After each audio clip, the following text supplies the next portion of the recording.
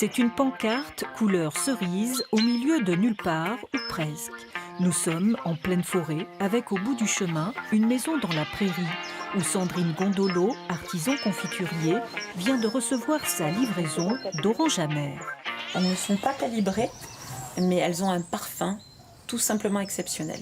Des fruits bio gorgés de soleil, une source d'inspiration inépuisable pour cette passionnée qui ne cesse de jongler avec les variétés. Ce sont des Granny Smith qui sont ramassés un peu tardivement, qu'elles soient un poil plus mûres.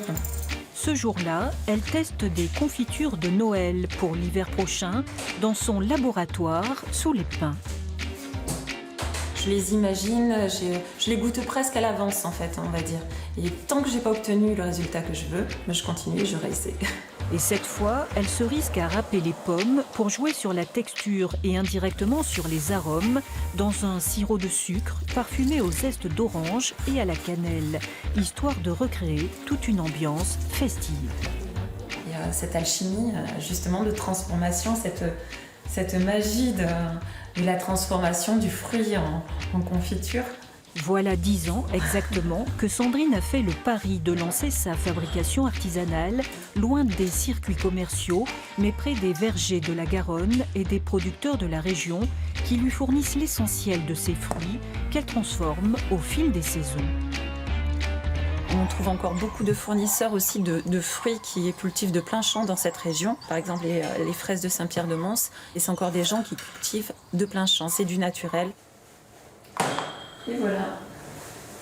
Mon produit phare, en fait, c'est celle-ci. C'est la pomme piment. Parce que c'est une recette sucrée, mais qui est faite pour du salé. De subtils mélanges qui lui valent aujourd'hui une reconnaissance bien au-delà du Sud-Gironde, auprès des grands hôtels et de plusieurs chefs étoilés. Je suis tellement passionnée que c'est eux maintenant qui viennent me chercher en me disant, ben voilà, avec tel plat, je voudrais que tu nous crées ceci ou cela. Et c'est ainsi d'ailleurs qu'est venue la naissance du chutney de tomates façon ketchup, avec des tomates d'ici d'ailleurs, de Saint-Pierre-de-Mons aussi, ou la gelée de Morito. Et comme c'est bien connu, on ne donne pas de confiture aux cochons. Les épluchures font le régal des chevaux dans ce petit Far West girondin.